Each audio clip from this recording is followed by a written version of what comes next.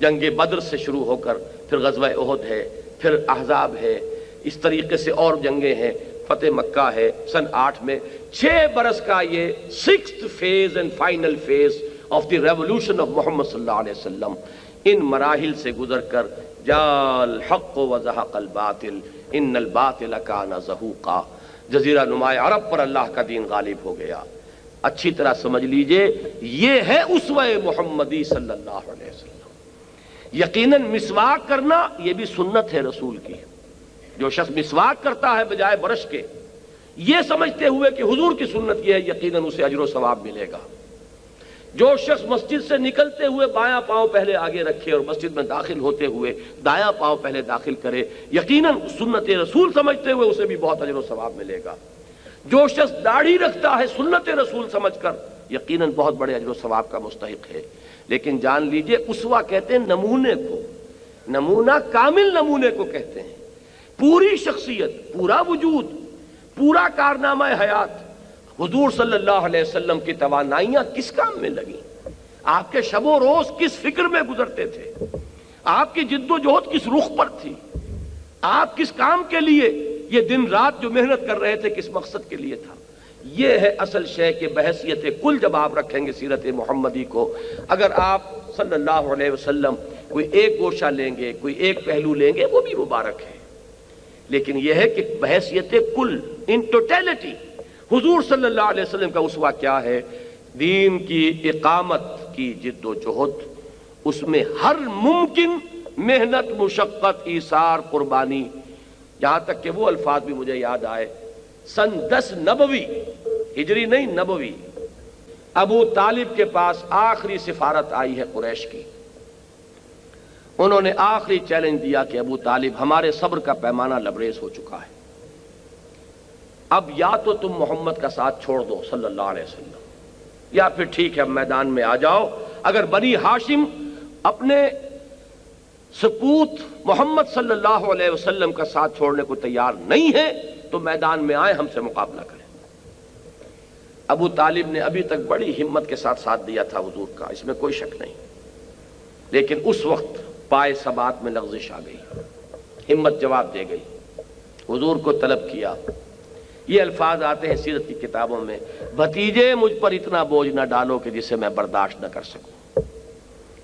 پہلی مرتبہ، 2 ہی مرتبہ حضور کے آنکھوں میں آنسو آنے کا ذکر میرے ذہن میں ہے اس وقت۔ ایک بالکل آخری دور ہے حیات دنیاوی کا، حضرت ابراہیم کے انتقال پر حضور کی آنکھوں میں آنسو آئے، یہ ریکارڈ پر ہے۔ ایک یہ پہلا مرحلہ ہے سن 10 نبوی کا، جب ابو طالب نے کہا بھتیجے مجھ پر اتنا بوجھ مت ڈالو جسے میں برداشت نہ کر سکوں، تو آنکھوں میں آنسو آئے، اور آپ نے فرمایا کہ چچا جان اب تو یا تو یہ کام پورا ہو کر رہے گا یا میں اپنے آپ کو اسی میں ہلاک کر لوں۔ یہ عزیمت، یہ ہمت، یہ استقامت، اور مراحل آئے، ایک سے ایک سخت مرحلہ ہے۔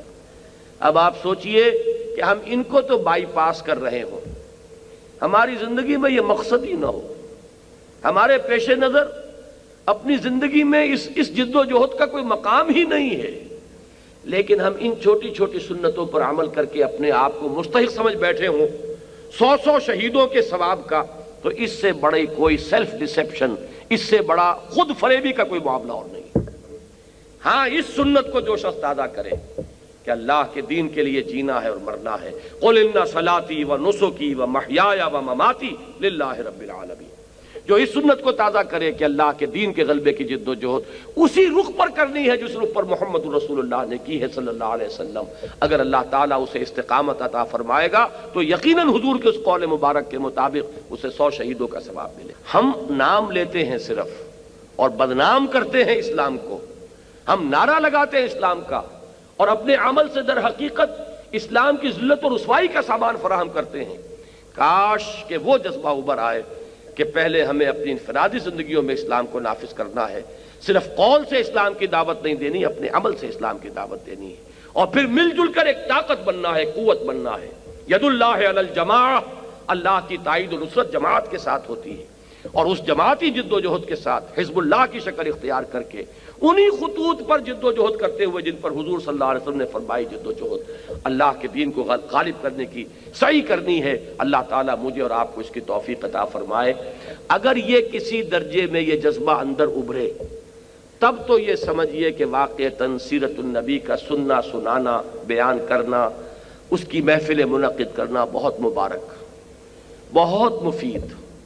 لیکن اگر یہ جذبہ نہیں ابھرتا اور نشستند و گفتند و برخاستند، اور جیسا کہ عام طور پر ہوتا ہے ہماری بدقسمتی کہ حضور کی زلفوں کا ذکر کر لیا جائے اور حضور کے حسن ظاہری ہی کے تذکرے ہو جائیں، حضور کی کملی ہی کی قصد جو ہے وہ قصیدے اس کے لیے کہے جائیں، تو پھر کوئی نتیجہ اس کا نہیں ہے، کوئی اس کا حاصل نہیں ہے، اس سے کوئی عملی تبدیلی ہمارے اندر نہیں آئے گی جب تک کہ حضور کی اس پوری جو جد و جہد ہے اس دنیاوی زندگی کے اندر اس کو اپنے سامنے نمونے اور اسوے کے طور پر رکھ کر اسی جد و جہد میں خود اپنے آپ کو مبتلا کرنے کا عزم مصمم موجود نہ ہو۔